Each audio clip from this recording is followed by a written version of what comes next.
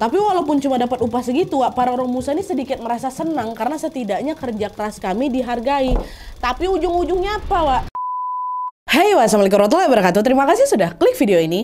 Oke, jadi di malam Rabu ini seperti biasa aku akan kembali lagi menceritakan sebuah kisah sejarah tentang penjajahan Jepang di Indonesia, khususnya tentang pemberlakuan kerja paksa yang disebut dengan Romusa. Mungkin sebagian di antara kalian pernah mendengar kalau ketika Jepang ini datang ke Indonesia, Jepang ini kan mengaku sebagai saudara tua dan bersikap sangat baik kali kepada rakyat kita kan, Wak. Tapi ternyata kebaikan itu ya memang pertama-tama kayak gitu. Cuman ujung-ujungnya udah enggak, Wak, tidak berlangsung lama karena Jepang ini mulai memberlakukan aturan-aturan yang sangat-sangat tidak manusiawi kepada rakyat Indonesia, termasuk kepada mereka yang ditunjuk sebagai Romusa tadi. Bisa dibilang kejam kali, Wak, Jepang ini sama Romusa tuh. Nah, penasaran dengan kisah selengkapnya kenapa tiba-tiba ada Romusa dan apa saja yang dilakukan sama Jepang kepada rakyat Romusa ini?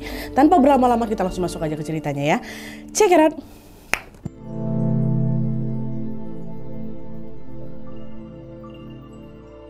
Oke, Wak, sebelum aku membahas lebih lanjut tentang sejarah Romusa nih, aku mau jelasin dulu tentang awal mula kedatangan penjajah Jepang ke Indonesia ya. Nah, jadi, Wak, kedatangan Jepang ke Indonesia ini bermula pada tahun 1937 ketika seluruh negara di dunia ini sedang dilanda krisis ekonomi. Dari sekian banyak negara yang mengalami kerugian karena krisis tersebut, di luar dugaan ternyata Jepang ini malah berhasil mengantisipasinya, Wak. Dimana pada saat itu Jepang berhasil menyusun strategi perekonomian dengan sangat-sangat baik sehingga mereka si Jepang ini bisa bertahan di tengah krisis ekonomi. Jadi ketika banyak negara-negara lain sedang mengalami keterpurukan ekonomi kan, kondisi Jepang ini aman-aman aja, baik-baik aja dia. Nah, di tengah situasi tersebut Jepang mengetahui bahwa Indonesia yang pada saat itu masih berada di bawah penjajahan Belanda termasuk salah satu negara yang mengalami krisis moneter paling parah waktu itu kan. Padahal di saat yang sama Jepang juga melihat bahwa Indonesia ini adalah negara yang memiliki potensi sumber daya alam yang sangat besar, Wak.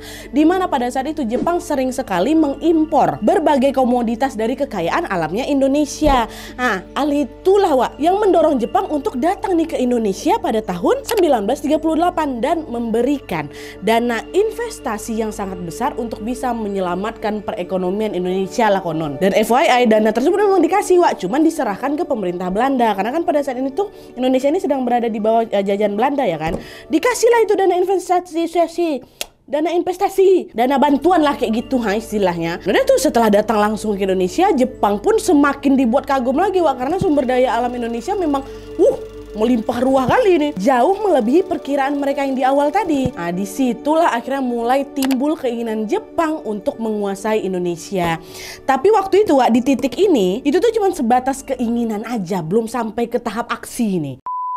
Terus beberapa tahun kemudian, Wak, Jepang mulai menyadari kalau pemerintah Belanda yang masih menjajah Indonesia ini ternyata berada di kubu yang berseberangan dengan negaranya. Berseberangan dengan Jepang maksudnya. Dimana pada saat itu Jepang ini kan merupakan anggota blok poros kan. Negara yang betulan melawan sekutu nih. Sedangkan Belanda menjadi bagian dari blok sekutu itu sendiri. Dan seperti yang kita tahu, kedua blok ini kan saling bermusuhan kan, Wak. Blok poros sama blok sekutu. Nah, di situasi ini jelas Jepang merasa dirugikan. Kenapa? Karena seperti aku bilang tadi, Wak, Jepang ini kan sudah mulai bekerja sama dengan Belanda. Dengan apa tadi? Memberikan bantuan dana investasi, dan mereka juga sudah saling menjalin hubungan impor-mengimpor kan. Yang tadi waktu seluruh negara dunia lagi krisis moneter, pada saat itulah Jepang nih mikir, alah, kau udah aku bantuin nyelamatin perekonomian kau ya, kok sekarang kau malah ikut-ikutan musuhin aku nih? Ibarat udah dibantu, kau nggak masuk ke circle aku, malah masuk ke circle lawan. Nah, di sisi lain, Wak, pemerintah Belanda ternyata memang udah nggak mau lagi berhubungan sama Jepang, Wak, walaupun udah pernah dibantu tuh. Hal itu terjadi karena Jepang ini tiba-tiba menghancurkan pangkalan militer Amerika di Pearl Harbor pada tanggal 7 Desember 1941. Padahal kan Amerika ini teman satu bloknya Belanda kan, Wak, di blok sekutu kan, satu circle mereka kan, satu geng lah. Nah, dari situ Belanda juga ikutan mikir, aku udah nggak butuh lagi kerja sama Jepang nih. Selama dia memerangi kawan aku, which is Amerika nih, maka dia juga akan aku perangi juga. Itu kata Belanda. Ada tuh akhirnya pemerintah kolonial Belanda melalui gubernur jenderal yang bernama Tjarda van Starkenburg, Wak, akhirnya secara resmi menyatakan perang nih terhadap Jepang kan. Jepang ditantang kayak gitu, diresponnya balik. Jepang pun akhirnya juga merespon pernyataan perang itu dengan mengirimkan pasukannya ke wilayah Tarakan nih, Tarakan Kalimantan Timur pada tanggal 11 Januari 1942. Kok mau perang? Datang betul menyerang Jepang Wak lewat Tarakan itu. Nah, ternyata di sini Jepang cukup kuat pula militernya Wak. Dalam waktu sehari aja mereka sudah berhasil menguasai Tarakan dan beberapa wilayah di Indonesia lainnya, termasuk Maluku, Kalimantan dan Sumatera. Nah, keberhasilan Jepang menguasai daerah-daerah itu Wak membuat Jepang ini semakin bertekad lagi untuk menggulingkan kekuasaan Belanda di Indonesia ini. Dengan begitu mereka sangat menargetkan Pulau Jawa Wak, karena ya di sana lah kan pusat pemerintah Belanda berada. Kalau mau ngalahin Belanda nih berarti kita harus melumpuhkan pusat pemerintahannya, kata si Jepang. Nah, singkat cerita, Jepang pun akhirnya mengirimkan pasukannya betulan ke Pulau Jawa Wak. Dan pada tanggal 5 Maret 1942 Jepang pun berhasil merebut Batavia yang menjadi pusat pemerintahan kolonial Belanda. Karena pusat pemerintahannya sudah dikuasai sama Jepang, maka otomatis posisi Belanda jadi terdesak lah di sini. Jepang yang menyadari kalau Belanda dalam kondisi terdesak Wak, akhirnya pada tanggal 8 Maret 1942 Jepang mengajak Belanda untuk bertemu lah ini di wilayah Kalijati, Subang, Jawa Barat. Bertemu nih Jepang sama Belanda karena pada saat itu si Jepang bilang, Belanda, semua daerah jajahanmu sudah berhasil aku kuasai. Mau apa lagi kau sekarang, katanya. Dan karena Belanda udah nggak bisa apa-apa lagi Wak, dia pun akhirnya menyerah tanpa syarat kepada Jepang. Disitulah Belanda tuh nyerah tuh Nah, setelah Belanda menyerah terhadap Jepang, maka Belanda wajib menyerahkan Indonesia kepada Jepang. Hal ini berarti apa? Penjajahan Belanda di Indonesia fix sudah berakhir Wak. Indonesia sudah pindah tangan nih ke tangannya Jepang. FYI karena perjanjian tadi terjadi di Kalijati Wak, maka perjanjian ini juga dikenal sebagai perjanjian Kalijati. Take over. Dan setelah perjanjian tadi diputuskan Wak, Gubernur Jenderal Belanda si Tjarda van Starkenborg tadi itu bersama Letnan Jenderal Henry Terpoorten, Komandan Angkatan Perang Belanda di Jawa Wak, akhirnya melakukan penyerahan secara resmi wilayah Indonesia kepada Jenderal Hitoshi Imamura selaku perwakilan dari Jepang. Dahlah tuh sampai sini fix Wak, Indonesia berpindah tangan dan kini berada di bawah kekuasaan Jepang. Kayak gitulah cerita singkatnya. Nah, tuh kan Wak, setelah berhasil menguasai Indonesia, Jepang pun mulai melancarkan nih berbagai propaganda demi bisa menarik simpati rakyat Indonesia pada masa itu.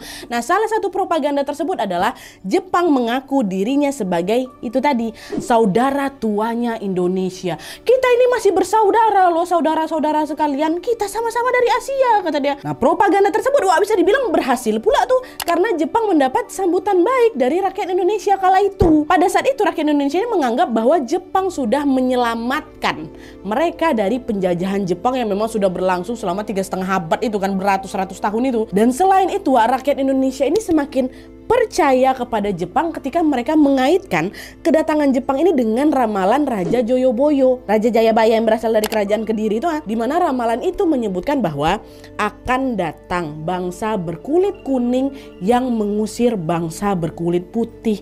Itu ramalannya. Ramalan tersebutlah kemudian diasumsikan oleh rakyat Indonesia pada saat itu bahwa bangsa berkulit kuning yang dimaksud sama Joyoboyo adalah Jepang. Sedangkan bangsa berkulit putih itu siapa? Belanda Wak. Jadi maksudnya di sini Jepang inilah yang akan menyelamatkan Indonesia dari penjajahan Belanda.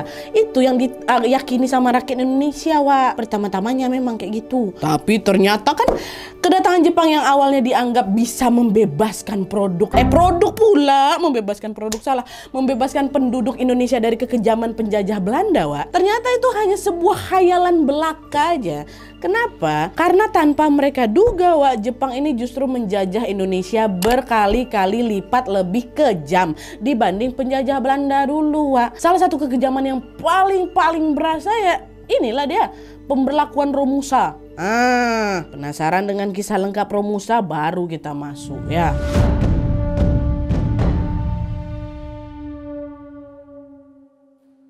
Nah, jadi Wak, kisah soal sejarah Romusa ini berawal pada tahun 1942, di mana pada saat itu Jepang ini dikalahkan oleh blok sekutu di Laut Karang yang terletak di Samudra Pasifik. Kalah Jepang di sini nih, dan kekalahan tersebut merupakan kekalahan pertama yang dialami oleh Jepang.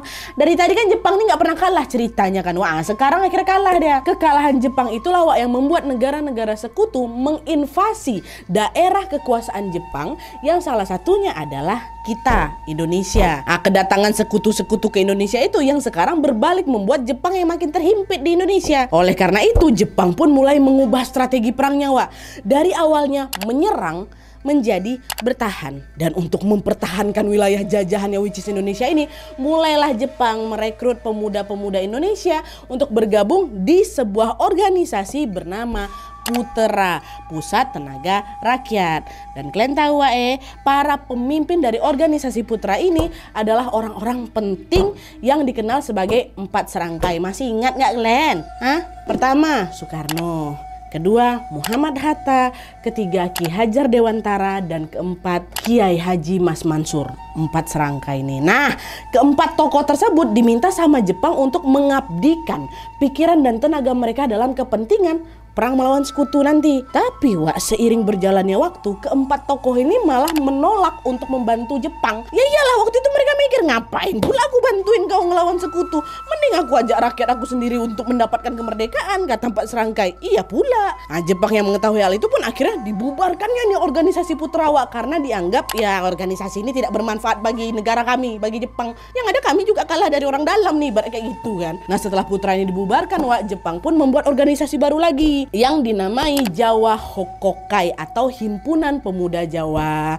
Organisasi tersebut Wak dipimpin langsung sama pemerintah Jepang. Tadi kan pemimpinnya tokoh-tokoh Indonesia yang 4 serangkai kan, tapi sekarang udah nggak percaya lagi dia. Makanya walaupun namanya Himpunan Pemuda Jawa, tetap Jepang sendiri yang mimpin. Dan juga sebenarnya tadi lah walaupun ada nama Jawa di dalam kumpulan tadi Jawa Hokokai kan, tapi anggotanya nggak cuma orang Jawa aja, ada yang dari Tionghoa, ada yang dari Arab juga, dan usia mereka minimal 14 tahun. Masuklah ke Jawa Hokokai ini. Nah, Jawa Hokokai ini Wak dibentuk untuk bertugas mengumpulkan hasil panen rakyat yang nantinya akan digunakan untuk Jepang memerangi sekutu. Dah dibentuk nih Jawa Hokokai itu kan. Tapi walaupun sudah terbentuknya itu Wak, ternyata Jepang masih merasa belum aman nih dari serangan sekutu. Kurang lah ini organisasi kita. Apalagi pada akhir tahun 1943 Wak, kondisi Perang Dunia Kedua semakin memojokkan posisi Jepang. Hal itulah yang bikin Jepang ini mutar otak lagi. Aduh, kayak gimana lah caranya nih ya supaya kita bisa mendapatkan pasukan yang lebih banyak nih. Nah, dari situlah tercetus ide untuk merekrut pribumi sendiri untuk menjadi anggota militer yang dinamakan PETA, Pembela Tanah Air. Dan selain itu Wak, Jepang juga membentuk barisan pemuda bernama Seinendan dan Keibodan untuk bisa membantu polisi dan juga menjaga keamanan desa masing-masing dari serangan sekutu yang bisa saja datang ke sana sewaktu-waktu gitu loh. Dibangun nih beberapa apalagi kan kelompok lagi. Ibaratnya udah komplit lah itu, ada pasukan militer, ada polisi, ada juga kayak keamanan setiap daerah. Nah, untuk rakyat lain yang tidak tergabung di dalam PETA, Seinendan dan Keibodan, mereka diminta untuk menjadi seorang romusa. Sisa-sisanya nih jadikan romusa, kata Jepang. Tapi sebelum aku cerita lebih lanjut soal romusa, Wak, aku harus mengawalinya dengan memberikan sedikit informasi tentang romusa yang gak kalah penting juga. Jadi menurut Kamus Besar Bahasa Indonesia atau KBBI, Wak, romusa ini adalah sebutan bagi orang-orang yang melakukan pekerjaan kasar pada masa pendudukan Jepang, Wak, ya. Jadi di sini perlu diingat, romusa itu adalah sebutan untuk orangnya, bukan kegiatannya. Dah ya, itu dulu nih sama-sama kita pahami. Sepakat? Lanjut. Nah, orang-orang yang menjadi romusa ini Wak, kebanyakan diambil oleh Jepang dari golongan petani dan juga para pemuda di usia produktif. Dan syarat untuk menjadi romusa adalah laki-laki berbadan sehat serta berusia sekitar 14 tahun sampai 45 tahun. Saat itu penjajah Jepang ini merekrut romusa melalui 2 cara, yaitu dengan cara halus dan cara kasar. Cara halusnya Wak, Jepang ini akan mengiming-imingi masyarakat bahwa mereka akan mendapatkan upah dan makanan yang layak lah gitu. Selain itu mereka juga memotivasi rakyat Indonesia dengan sebutan pahlawan ekonomi. Waktu itu Jepang bilang, ayo kamu mau nggak jadi pahlawan ekonomi? Kalau mau ayo gabung bersama kami jadi romusa, kata. Itu cara halusnya. Cara kasarnya apa kalian tahu? Tentu Jepang akan melakukan paksaan Wak, di mana mereka mendesak tuh para bupati, camat dan kepala desa untuk mengumpulkan rakyatnya mereka supaya bisa dijadikan romusa. Jepang nih ngancam loh Wak, kalian wajib menyerahkan pemuda-pemuda dari tempat tinggal kalian untuk membantu kami ya. Kalau sampai gagal, maka aku tidak akan segan-segan menghilangkan nyawa kalian sebagai gantinya. Itu dia. Apa yang mau gue bilang tadi kan, lupa aku. Pejabat-pejabat desa yang diancam, Wak. Nah, dengar hal itu ya para pejabat desa ini jadi ngerasa takut juga lah. Akhirnya mereka pun dengan sangat terpaksa mengajak para pemuda di daerahnya untuk menjadi bagian dari Romusa. Dan ternyata cara tersebut ya bisa dibilang cukup efektif lah, karena pemuda-pemuda itu akhirnya bersedia menjadi Romusa juga. Yalah, diancam kok.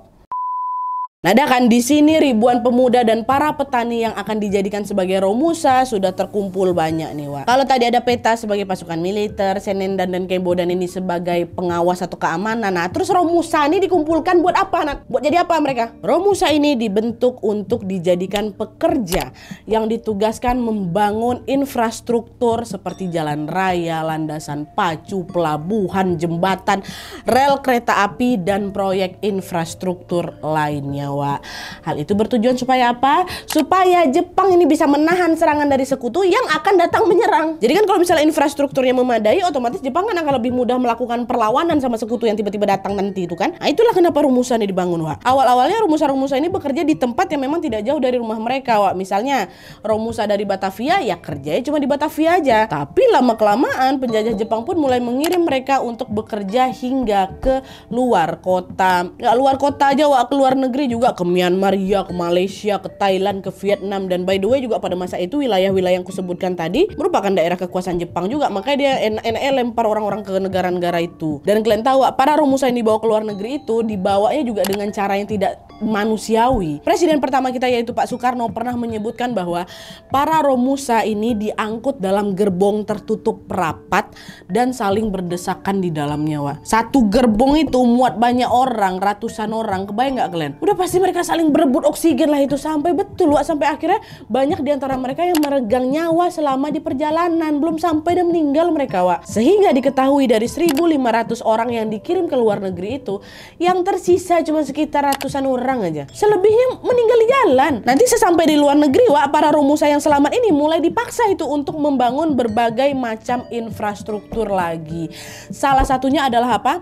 Pembangunan rel kereta api yang bernama Kanchanaburi yang menghubungkan wilayah Thailand sama wilayah Myanmar. Dan by the way, Wak, pembangunan rel Kanchanaburi ini Kanchanaburi. Pembangunan rel Kanchanaburi ini, Wak, bisa dibilang macam proyek fenomenal lah gitu. Kenapa? Karena pada saat itu Romusa dari Indonesia membangun rel tersebut bersama-sama dengan berbagai Romusa dari negara lain yang juga dijajah sama Jepang. Jadi nggak cuma Romusa dari Indonesia aja, dari negara-negara lain juga join di situ. Pada saat pembangunan rel kereta api itu, Wak, para Romusa ini dipaksa bekerja terus-menerus tanpa istirahat. Selain itu, para Romusa ini juga tidak diberi makan dan minuman yang layak untuk dikonsumsi, Wak. Akibatnya apa? Mereka pun terserang berbagai penyakit macam diare, kolera, dan juga malaria. Dan by the way, Wak, itu baru Romusa yang dikirim ke Myanmar aja, Wak, ya. Nah, terus gimana nih nasib Romusa yang ada di tempat lainnya, Nadia? Nah, di saat yang bersamaan, Wak, para Romusa yang ada di Indonesia, nih, itu kan proyek Myanmar ya, proyek Myanmar aja. Tapi yang di Indonesia ini tetap mengalami penindasan yang sama persis, Wak. Mereka sama-sama dipaksa untuk bekerja keras membangun infrastruktur demi kepentingan Jepang melawan sekutunya tanpa diupah dengan layak. Tuh kalian, sebelumnya, Wak, Romusa ini dijanjikan akan mendapatkan upah sebesar 0,40 gulden lah, atau setara 40 sen. Dan upah tersebut merupakan angka yang sangat-sangat kecil, dimana menurut catatan sejarah upah tadi itu 0,40 itu hanya bisa membeli 1 biji pisang. Itu upah mereka tuh. Tapi walaupun cuma dapat upah segitu, Wak, para Romusa ini sedikit merasa senang karena setidaknya kerja keras kami dihargai. Tapi ujung-ujungnya apa, Wak? Upah yang udahlah kecil kali tadi tuh ternyata cuma sekedar hitam di atas putih aja. Hoax, tipu-tipu, nggak cair, nggak ada. Pada realitanya, Wak, para Romusa ini tidak mendapatkan upah sepeser pun dari Jepang. Udahlah ditempatkan jauh dari rumah, para Romusa ini juga tidak mendapatkan apa yang menjadi hak mereka, nggak dikasih makan dengan layak. Astagfirullahaladzim, kasihan kali ya. Nggak dapat tempat tinggal layak, nggak dikasih perawatan walaupun mereka sedang terserang penyakit menular. Ditambah lagi beban kerja mereka tuh, ya Allah, berat kali pula kan. Wah, pokoknya berat kali, Wak, penderitaan yang dialami para Romusa pada saat itu. Beruntung kali kita nih udah hidup di zaman merdeka, Wak. Sempat nggak kita jadi Romusa juga, aku rasa tuh. Penderitaan itu juga semakin menyedihkan lagi karena ada banyak sekali Romusa yang meninggal dunia pada saat menjalankan tugasnya untuk membangun infrastruktur yang diperintahkan sama sama Jepang. Dan selain membawa dampak buruk kepada Romusa itu sendiri, pemberlakuan Romusa ini juga membawa dampak buruk bagi rakyat Indonesia secara umum. Jadi nggak cuma pribadi Romusa ini aja yang tersiksa, Indonesia juga. Lo kok bisa Nadia? Masuklah.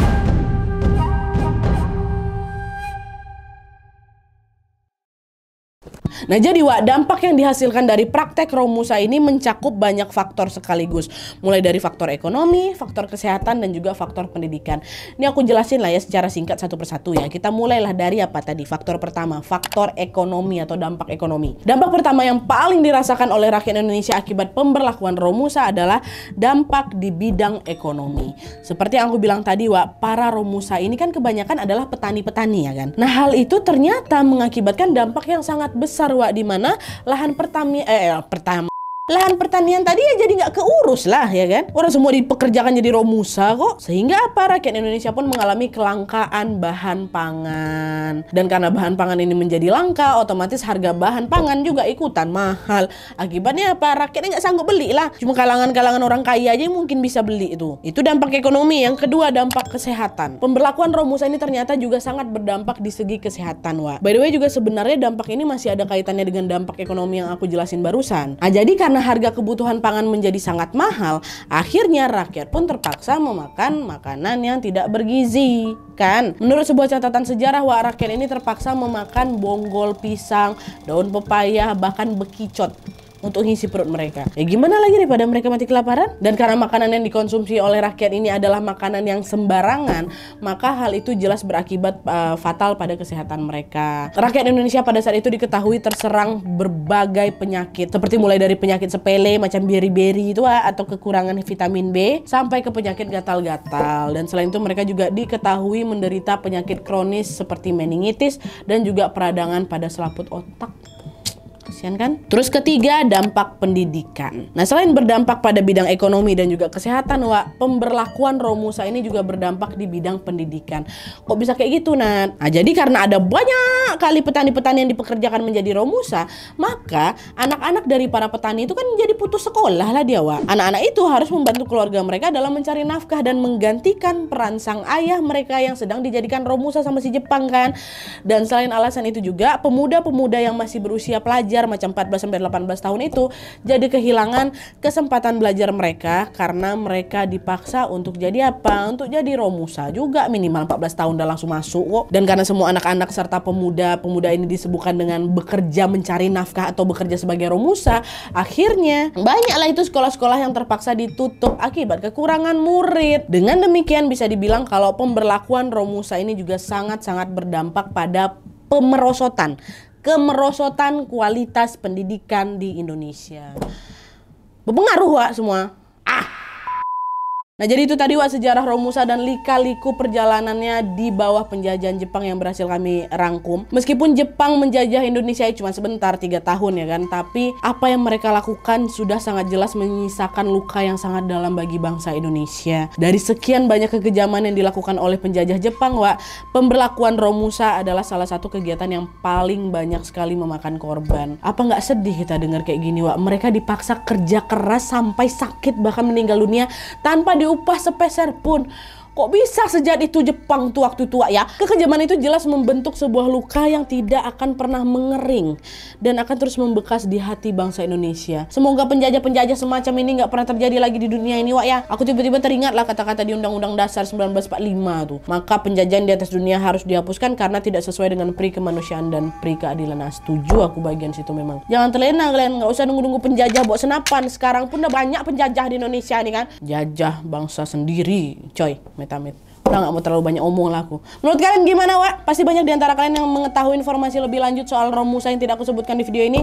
Kalian boleh tambahin di kolom komentar di bawah. Dan kalau misalnya kalian ada pendapat berbeda atau juga ada informasi aku yang keliru atau salah, boleh juga diperbaiki di kolom komentar di bawah. Oke, baik, terima kasih. Gimana penutupnya, lupa aku. Oke, jadi sekian dulu videonya. Terima kasih banyak yang sudah menonton. Kalau kalian suka video ini, klik like-nya. Jangan lupa komen bawah untuk ide dan saran-saran untuk video selanjutnya.